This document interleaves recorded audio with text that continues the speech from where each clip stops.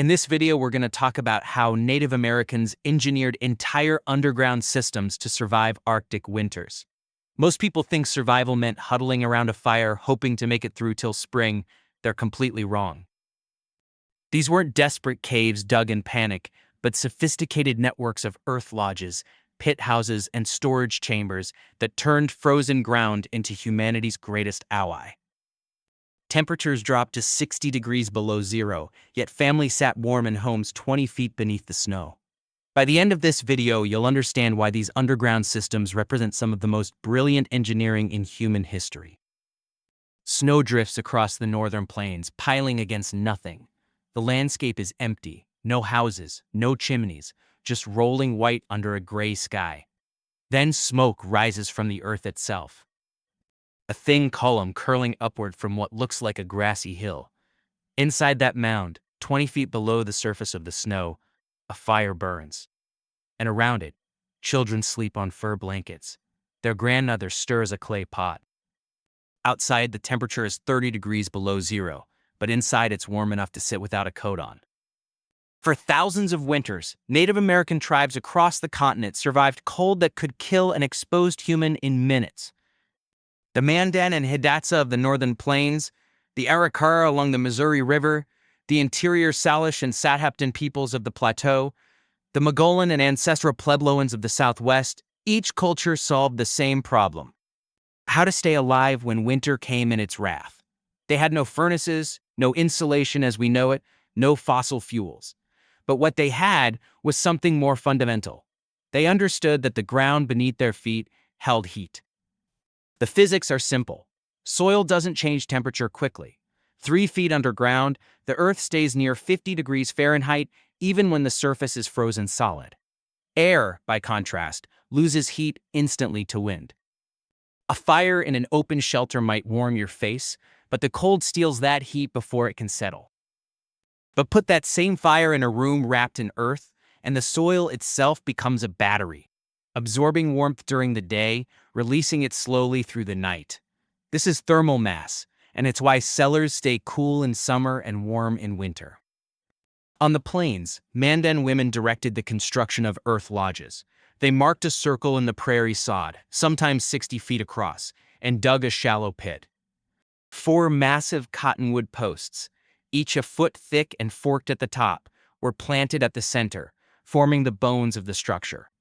Around the perimeter, smaller posts were driven into the ground.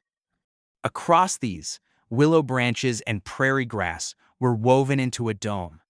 Then came the critical layer, a foot of packed earth and sod heaped onto the roof until the lodge looked like a natural hill. The walls ended up sometimes 3 feet thick. Over time, grass grew over it and bison grazed on it. From a distance, it vanished into the landscape. Inside, the design managed 2 opposing needs, keeping heat in and letting smoke out. The hearth sat at the center, directly below a hole in the roof's apex, and smoke rose naturally toward that opening, drawn upward by the fire's own heat. But how did fresh air reach the fire without letting cold wind gust across the floor? The answer was the entry tunnel, a low passage 6 to 12 feet long that opened to the south or east. Cold air crept along this tunnel, entering low and moving toward the flames. The fire consumed it, heated it, and sent it upward as smoke. The system was self-regulating. The hotter the fire, the stronger the draft. No fans, no bellows, just convection doing what it does. When Lewis and Clark spent the winter of 1804 to 1805 with the Mandan, they marveled at how warm the lodges stayed. Outside, the Missouri River froze solid. Inside the earth lodges, families sat comfortably, while temperatures maintained 60-degree differences between inside and outside. That's not just luck, that's engineering. In the plateau region, pit houses were dug even deeper, sometimes 6 feet into the ground. Families entered through the roof in early designs, descending a notched log ladder into the warm hollow below. Later, builders added side tunnels which allowed easier access and improved airflow. Inside these houses, a deflector wall stood between the entrance and the hearth. a low barrier of stone or wood that caught incoming cold air and redirected it around the fire. Without that wall, drafts would blow directly onto people sitting by the flames. The ancestral Poboans refined this system further. By 700 CE, their pit houses included dedicated ventilation shafts, tunnels carved into the side of the pit, opening to the surface. Cool air descended through the shaft, hit a stone deflector, and was pulled toward the fire. As the hearth consumed oxygen, the heated air rose and exited through the roof hole, causing the pressure difference to draw more fresh air down the vent. The result was a continuous cycle. Oxygen came in, smoke went out, and warmth was retained. But shelter was only part of the battle. Winter lasts months, and you can't hunt when blizzards rage for days. The solution? Cache pits, carefully engineered storage chambers that function like root cellars. A typical cache pit was bell-shaped. The opening at ground level might be only 2 to 3 feet across, but below ground, the pit expanded to 7 feet wide and 6 feet deep. That narrow neck prevented animals from accessing the contents. The wider bottom provided maximum storage capacity. The surrounding earth maintained a stable, cool temperature, usually between 40 and 50 degrees, cold enough to inhibit spoilage, but not cold enough to freeze most foods. What went into these pits? Dried corn, beans, squash, acorns, walnuts, hazelnuts, wild rice, dried berries, chokecherries, blueberries, cranberries. Archaeological excavations have found cache pits that still contained recognizable food remains hundreds of years later. In Michigan, researchers discovered 350 surface depressions at a single site, with cache pits dating back to the 1400s. This system turned seasonal abundance into year-round security.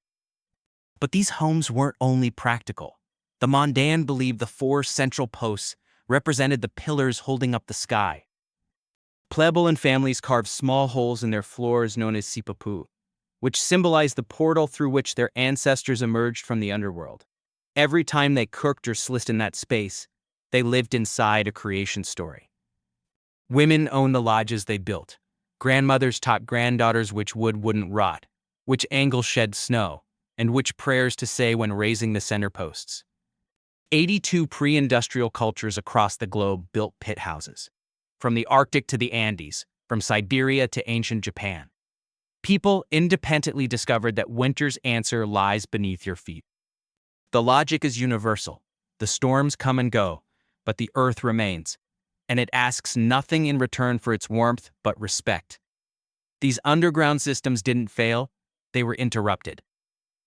Forced relocations, government policies discouraging traditional building methods, diseases reducing populations. All of this broke the continuity needed to maintain the knowledge. But it's not completely gone. Some tribes have reconstructed earth lodges at historical sites. The 3 affiliated tribes built an entire village of earth lodges in North Dakota, the first such construction in over 100 years. The Native Americans didn't conquer winter, but collaborated with it, using soil and fire and the knowledge passed down through generations. When spring finally came, families climbed the ladder into daylight, blinking in the sun. The ground had kept them alive again.